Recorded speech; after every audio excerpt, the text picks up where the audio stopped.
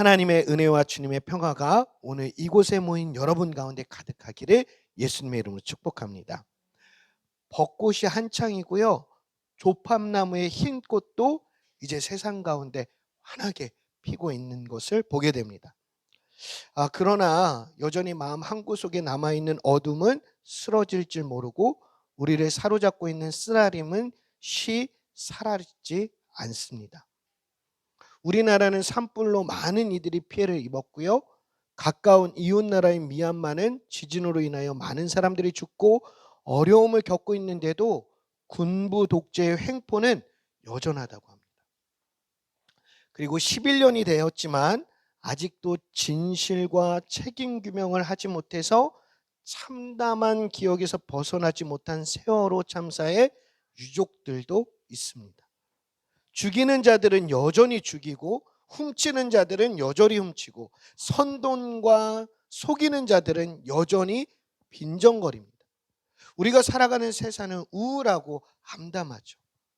그럼에도 불구하고요, 저는 이 세상에 여전히 희망이 있다라고 생각합니다. 이번 산불로 발생한 이재민들을 돕기 위한 모금 금액이요, 총 1328억 원이 모였다고 합니다. 네, 1328억 원. 이러한 금액은요, 그동안 모였던 모금 중에서 가장 큰 금액이라고 합니다. 우리 공동체도 조금이라도 돕기 위해서 우리 선교부에서 또 서진 집사님이 좋은 링크를 알려주셔가지고 저희 가정도 동참했어요. 근데 많은 분들이 그렇게 함께 동참했다는 거예요. 그리고요, 미얀마에 발생한 지진 피해를 돕기 위해서 수색과 구조 작업에 투입된 국가가 총 20개국이고 약 1738명이 참여했다고 합니다. 그래서 이들의 수고와 헌신으로 인해서 너무도 감사하게 653명의 생존자를 구출했다고 합니다. 그리고 그들의 노력은요, 여전히 진행 중이에요. 세월호 참사의 진실을 밝히기 위한 수고와 노력도요, 계속되고 있습니다. 우리나라 곳곳에서도 세월호 참사를 기억하며 더 이상 누구도, 특별히 우리 자녀 세대가 이와 같은 고통을 겪지 않아도 되는 세상을 만들기 위한 싸움을 계속하고 있어요. 그래서 올해 그들은요, 기억하는 우리가 세상을 바꾼다라는 그런 외침으로 이번 세월호 참사에 대한 그런 기억을 그런 운동을 하고 있다고 합니다. 기억하는 우리가 세상을 바꾼다. 그들의 외침이 제 마음에 크게 울립니다. 그렇습니다. 세상에는요, 여전히 희망의 씨앗을 심는 이들이 있다는 것입니다. 울면서라도 씨를 뿌리는 사람들 말입니다. 척박하기 이를 데 없는 땅을 일구며 평화의 씨앗, 생명의 씨앗, 사랑의 씨앗을 심는 이들이 있습니다. 뿌린 씨가 싹이 트지 않을 때 농부들은 그 위에 씨를 덧뿌린다고 합니다. 그것을 일러 움씨라고 하는데요, 움씨를 뿌리는 사람들이 바로 이 시대의 희망인 것이죠. 포기하지 않고 계속해서 씨앗을 뿌리는 이들입니다. 어쩌면 그들은 세상을 보며 진노하시는 하나님의 풀을 붙들고 있는 사람들이라고 할 수 있습니다. 그런 사람이 다 사라질 때까지 희망은 죽지 않는 것이죠. 무엇보다 마음에 예수님의 생명을 품고 사는 이들은 움씨를 뿌리는 이들이라고 할 수 있습니다. 저와 여러분 가운데 예수 그리스도의 생명이 있는 한 우리는 그 생명의 씨앗을 계속 뿌릴 수밖에 없죠. 평화의 씨앗을 계속 뿌릴 수밖에 없습니다. 그 사랑의 씨앗을 계속 뿌릴 수밖에 없습니다. 다시 말해서 예수 그리스도를 제대로 믿는 이들이 있을 때 세상은 암울하고 희망이 없어 보이는 그 순간도 우리는 꿈을 꿀 수 있다는 것을 잊지 마시길 바랍니다. 주님을 따라 자신의 삶을 움씨로 내어주는 이들이 있기에 여전히 이 세상은 희망이 있다는 것을 기억하는 저와 여러분 되시길 바랍니다. 오늘은요, 예수님이 어린 나귀를 타고 예루살렘에 입성하실 때 사람들이 종려나무 가지를 꺾어들고 환영하는 것을 기념하는 종려주일입니다. 종려주일은 우리에게 예수님이 어떠한 분이셨고 또 어떤 길을 가셨는지를 기억하게 합니다. 사람들은 많은 기적을 행하시고 하나님 나라를 선포하고 구현하셨던 예수님이 예루살렘에 오신 것을 열렬히 환영했습니다. 그래서 예수님을 맞이하는 군중은요, 그 종려나무 가지를 꺾어서 흔들었습니다. 또 어떤 이들은요, 그 종려나무 가지를 바닥에 깔기도 했습니다. 그래서 예수님이 가실 길을 마련하기도 했어요. 이 종려나무 가지는요, 역사의 대전환이 일어날 때마다 사람들이 하나님을 찬양하기 위해서 사용했던 도구라고 합니다. 왜냐하면요, 이 종려나무가 광야 지형에서도 잘 자라났고요. 그래서 그 열악한 상황에서도 잘 자라는 나무를 보면서 폭력과 부패가 만연한 세상에서도 올곧이 살아가는 그런 하나님의 사람들을 상징하는 도구가 바로 종려나무였기 때문이죠.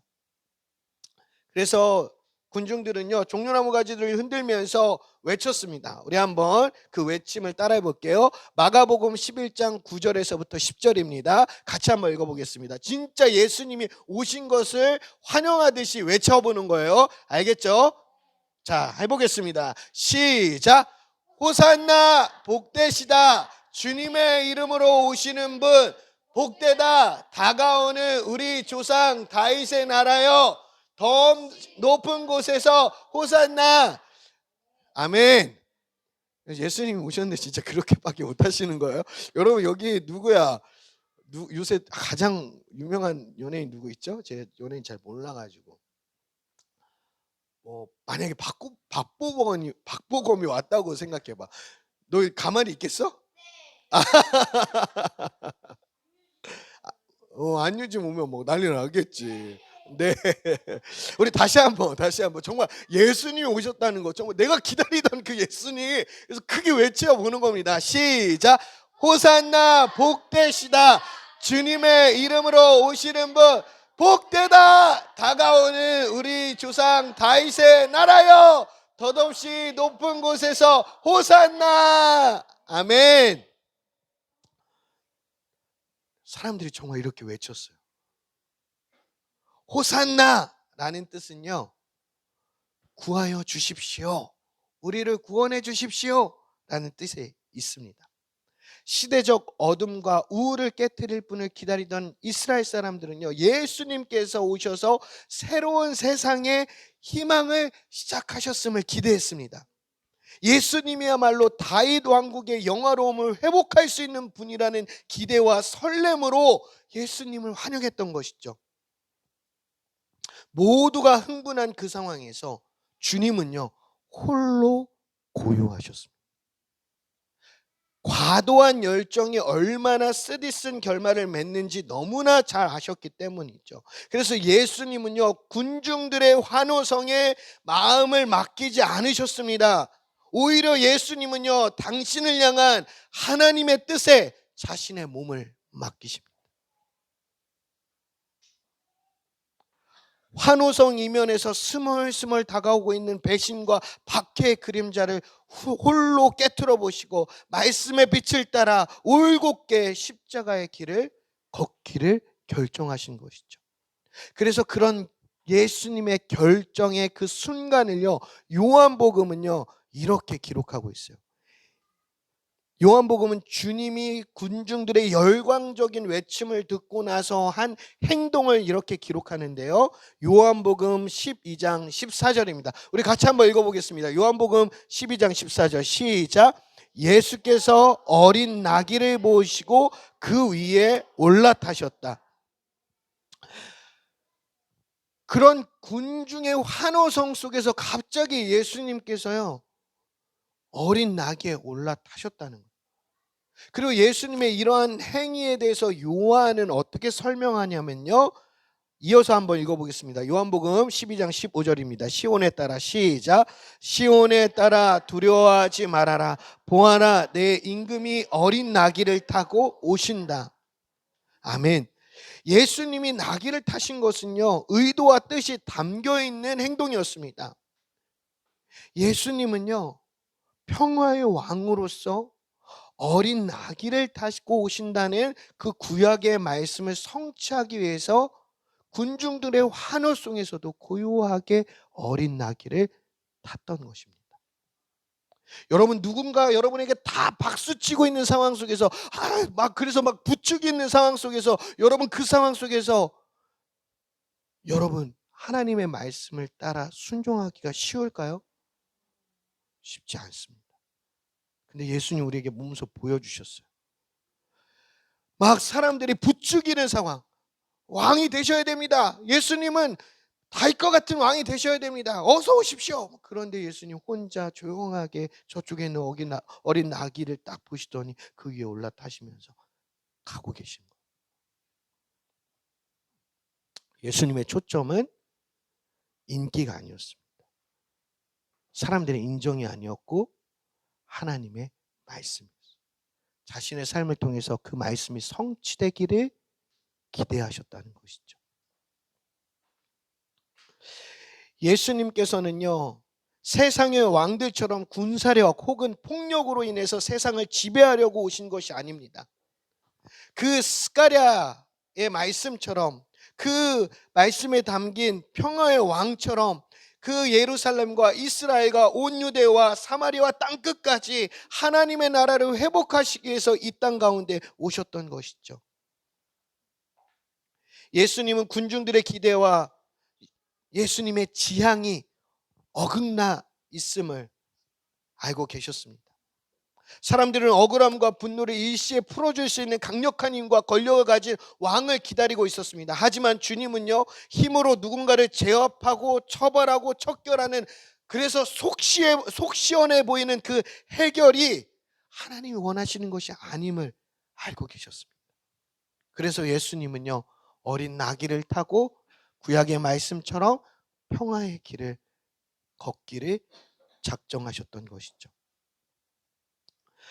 병거와 군마와 활로 얻을 수 있는 평화는 없습니다. 예수님은 세상의 왕이 아닌 평화의 왕으로서 그렇게 어린 나귀를 타고 예루살렘에 입성하셨고요. 그 평화의 길은 십자가의 길로 이어졌다는 것입니다.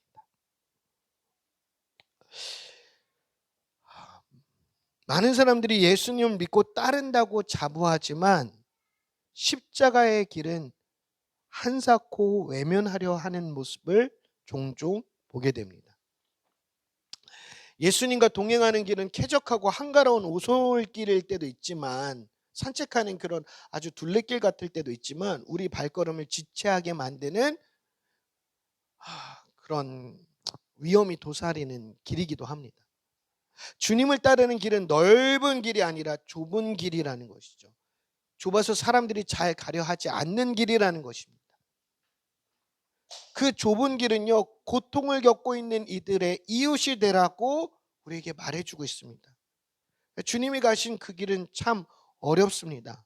그러나 바로 그 길이야말로 영생에 이르는 길임을 잊지 마시길 바랍니다.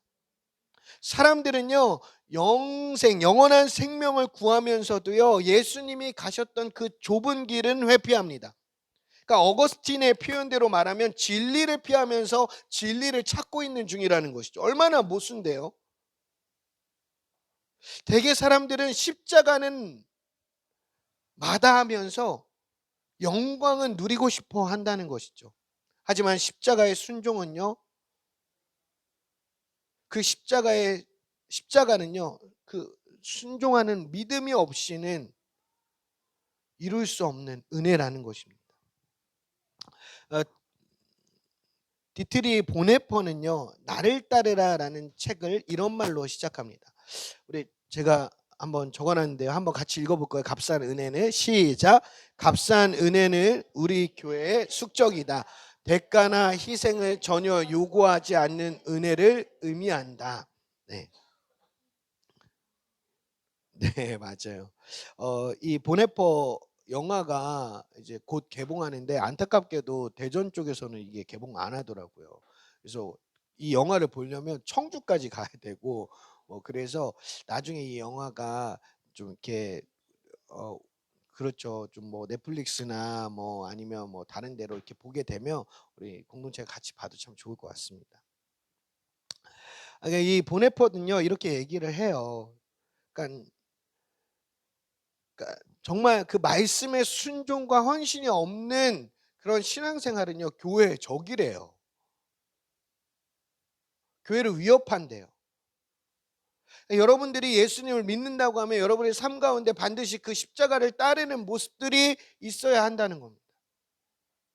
근데 여러분의 삶의 모습 가운데 예수님을 따르는 모습이 하나도 없어.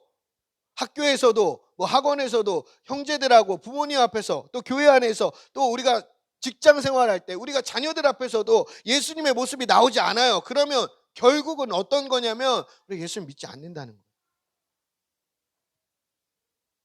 바라기는 우리 공동체가 그냥 입술로만 찬양하는 그런 공동체가 아니라 우리 자녀들이 그냥 아빠 따라와서 엄마 따라와서 그냥 오는 교회가 아니라 정말로 예수님을 믿어서 이 자리에 오는, 그러니까 하나님 나라를 소망하는 예배자로서 이 자리에 오는 그런 공동체가 되기를 소망합니다. 예수님 믿으면요 우리의 삶이 달라질 수밖에 없습니다. 자기의 삶에 대한 통렬한 성찰을 통해서 자신에게 소망이 없다는 것을 깨닫는 자만이 나를 향한 주님의 십자가의 은혜와 사랑이 얼마나 크고 귀한지를 알게 된다는 것이죠. 여러분, 이런 은혜에 대해서 우리가 5월 달부터 같이 그 은혜를 나누는 시간을 가지려고 해요. 특별히 우리 부모님들이 예수님을 어떻게 믿게 됐는지에 대한 이야기들을 나누려고 합니다.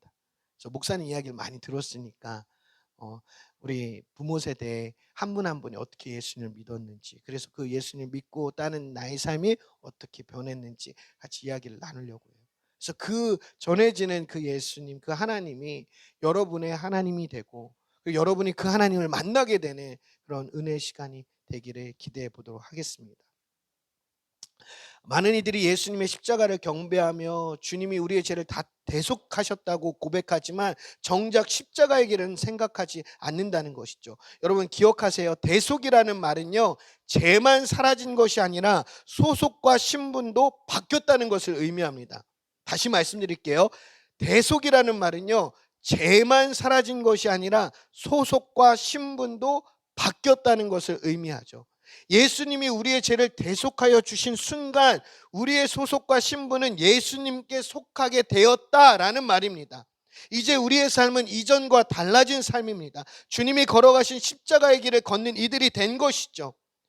예수님의 십자가의 삶을 돌아보면 깨닫는 것이 있습니다. 주님께서는 세상의 사람들이 겪는 서름과 고통과 그 아픔을 당신과 무관한 것으로 여기지 않았다는 사실입니다. 우리가 예수님을 하나님의 아들이라고 고백하는 것은요 예수님의 신분증에 그렇게 기록되어 있거나 남다른 유전자를 가지고 있어서가 아닙니다.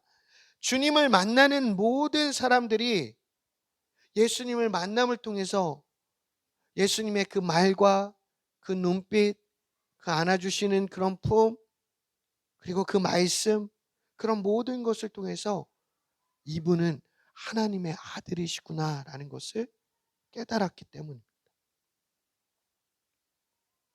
병든 사람이든 귀신 들린 사람이든 사람들이 손가락질을 당하던 사람이든 사람들의 손가락질을 당하는 사람이든 철저하게 고립된 사람이든 가리지 않고 예수님께서는 다 하나님의 귀한 그런 형상으로 그들을 대하셨습니다. 아끼고 존중하고 귀히 여기셨다는 말이죠.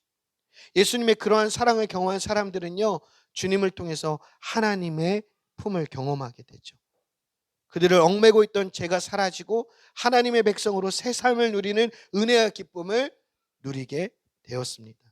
이런 놀라운 경험은요 십자가에서, 그 놀라운 경험의 절정은 십자가에서 나타납니다. 우리 같이 한번 누가복음 23장 47절을 같이 읽어보겠습니다. 시작. 그런데 백부장은 그 일어난 일을 보고 하나님께 영광을 돌리며 말하였다. 이 사람은 참으로 의로운 사람이었다. 아멘. 이 말씀은요 십자가에 달린 그 예수님을 보면서 로마 백부장이 이야기하는, 고백하는 장면이에요.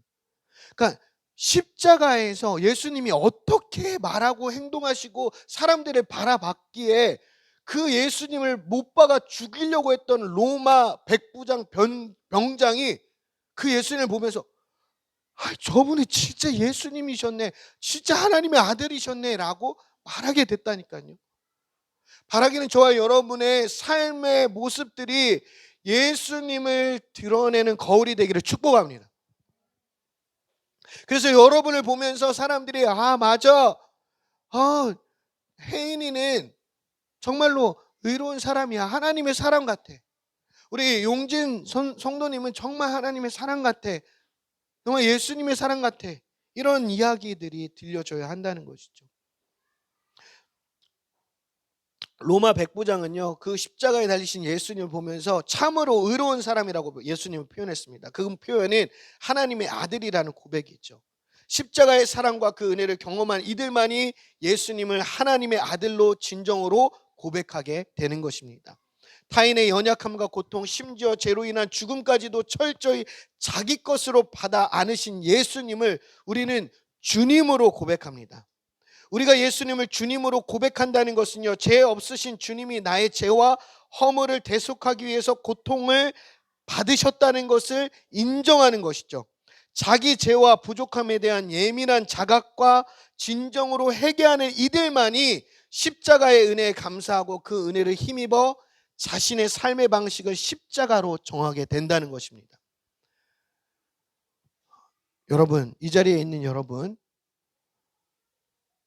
여러분이 내가 죄인임을 깨닫지 못하고 나에겐 희망이 없음을 깨닫지 못하면요, 우리는 예수님의 사랑을요, 십자가의 은혜를요, 고백할 수가 없습니다.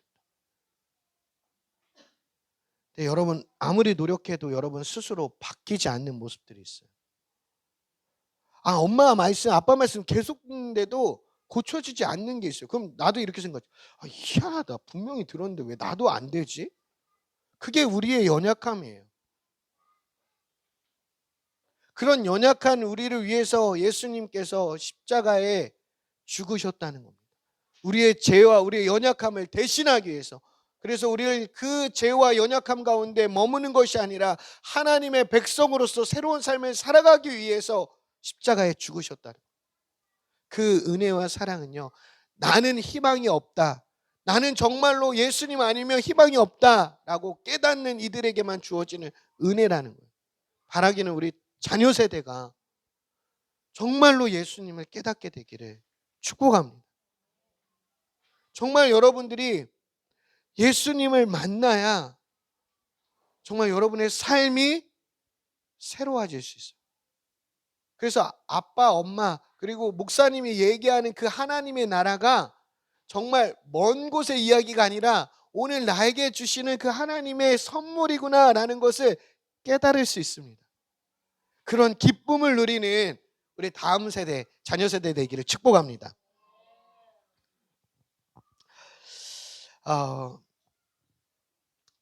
우리가 예수님처럼 십자가를 따라 걸을 때 우리가 세상의 모든 고통에 다 반응할 수는 없지만 가까이 있는 이들의 고통을 덜어주기 위해서 노력하는 삶을 시작할 수 있다는 거예요.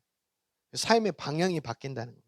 그런 은혜가 우리 공동체 가운데 지금 경험되는 은혜임을 저는 감사하게 여깁니다.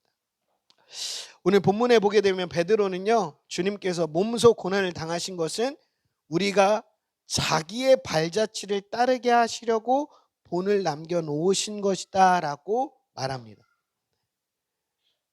예수님이요, 고난당하시고 상처를 입으신 이유가 우리가 그 길을 따르기 위해서 남겨놓은 발자취라고 말씀하십니다. 그리고 그 발자취를 따라서 십자가의 길로 나오라고 우리를 초대하신다는 것이죠.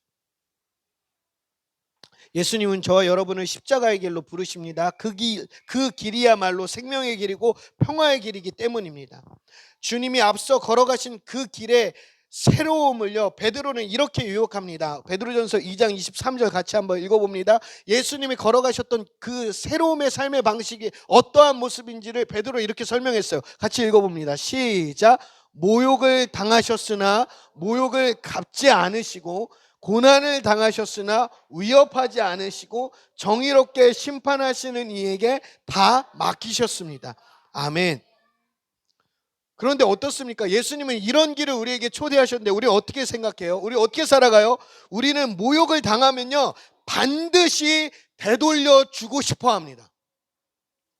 되돌려 줄 능력이 없을 때는요 뒤에서라도 나를 모욕한 사람에 대해서 헌담하기를 좋아해요. 그럼 어떤 일이 벌어질까요? 악순환이 그 고리가 작동하는 겁니다. 그런데 주님은요 사람들을 사로잡고 있는 악순환의 고리를 끊으시면서 새로운 길을 십자가로 여셨다는 것이죠. 그래서 십자가에 달리셨을 때도 조롱하는 무리를 보면서 이렇게 말씀하셨어요. 아버지, 저 사람들을 용서해 주십시오. 저 사람들은 자기네가 무슨 일을 하는지를 알지 못합니다 라고 기도하셨다는 것입니다. 그럴 수 있었던 것은 예수님은 아셨어요. 인간의 무지함과 나약함을. 그래서 긍휼과 자비함으로 그렇게 사람들을 바라보셨습니다. 폭력을 폭력으로 응대하고 모욕을 모욕으로 대갚아 주려는 악순환의 고리를 끊는 것이야말로 진정한 용기고 십자가의 걸음임을 기억하시길 바랍니다. 불의와는 맞서 싸워야 합니다. 그런데 그 방법이 폭력적이어서는 안 되는 것이죠. 그거는 진짜 마지막, 정말 어쩔 수 없는 상황. 사랑이 아니고는 그 미움을 이길 수 없음을 우리 잊지 마시길 바랍니다. 다른 이들을요 하나님의 형상으로 대할 때, 다른 이들의 아픔을 내 것으로 수용할 때 비로소 평화의 기운이 스며들고 그곳에서 생명이 시작되기 시작합니다. 그래서 예수님께서 이렇게 말씀하셨죠. 나는 양들의 생명을 얻고 또 넘치게 얻게 하려고 왔다고 말입니다. 주님의 이 말씀을 늘 가슴에 새기고 살아가시길 바랍니다. 주님을 믿는 이들은요 다른 이들 속에 생기를 불어넣는 이들입니다. 모욕과 비방은요 다른 이들 속에 있는 생명을 죽이는 일입니다. 그래서 여러분 말을 잘해야 됩니다. 모욕과 비방의 언어는요 다른 사람의 안에 있는 생명을 죽이는 일이에요.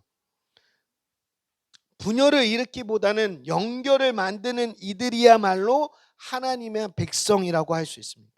다른 이들의 고통을 덜어주려고 할 때 우리의 영혼은 맑아지고 정신은 깊어질 수 있는 것이죠. 베드로는 주님이 십자가에 달리신 것은 우리의 죄는 죽고 의에는 살게 하시려는 것이다 라고 말했습니다. 우리가 죄는 죽고 의에는 살게 하는 것, 우리의 삶의 방식이 달라졌다는 이야기입니다. 죄와 작별하고 의롭게 살기 위해 노력하는 동시에 다른 이들의 삶에 책임감을 느끼고 그 때문에 위협을 무릅쓰려 할 때, 내 것을 내어줄 때 우리는 비로소 예수님의 십자가의 발자취를 따르는 제자라고 할 수 있는 것입니다. 말씀을 맺겠습니다. 저와 여러분은요 예수님 때문에 나음을 입었음을 기억하시길 바랍니다. 베드로도 이렇게 고백하죠. 그가 매를 맞아 상함으로 여러분이 나음을 얻었습니다. 갚을 길 없는 사랑을 받은 것입니다. 그러니 이제는 나만 아는 신앙인이 아니라 주님의 마음을 헤아릴 수 있는 신앙으로 자라가시기를 축복합니다. 나만 보지 마시고 주위를 둘러보시길 바랍니다. 고통의 어두움으로 끌려가는 이들이 있다면 그들을 아래에서 떠받쳐 주어 숨을 쉴 수 있도록 해주시길 바랍니다. 버팀목이 되어주시고 디딤돌이 되어주시길 바랍니다. 전부를 하지 않아도 됩니다. 작은 그늘, 따뜻한 눈길, 사랑스럽게 등을 쓰다듬어주는 손길부터 시작하면 됩니다. 그런 작은 실천을 거듭할 때 우리의 영혼은요 주님의 그 마음 가운데 접속될 수 있습니다. 저와 여러분은요 이전에는 길 잃은 양과 같았습니다. 그래서 우리는 늘 헤맸습니다. 그런데 그런 우리를 긍휼히 여겨주셔서 예수님 우리를 찾아오셨고 우리를 품어 안아주셨습니다. 이제 저와 여러분은 길을 잃지 않습니다. 우리에게는 분명한 길, 예수 그리스도의 십자가의 길이 생겼기 때문입니다.